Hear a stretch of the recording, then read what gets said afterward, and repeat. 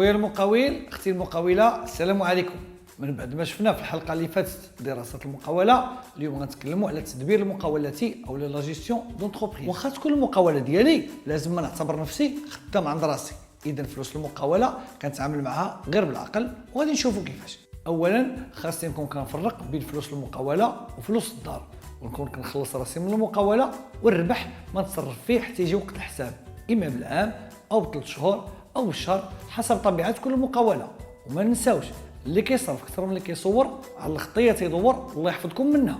ثانيا لازم يكون عندي دفتر اساسي خاص بالمقاوله ديالي كنقيد فيه كل شيء، اللي بعت اللي شريت وجميع المصاريف. ثالثا جدودنا القدام قالوا الربح في الشراء ماشي في البيع، هذا مثل شعبي ولكنه قاعده اقتصاديه صحيحه، بمعنى خاصني نقلب على اقل تكلفه ما امكن باش انا نبيع الكليه ديالي بثمن مناسب.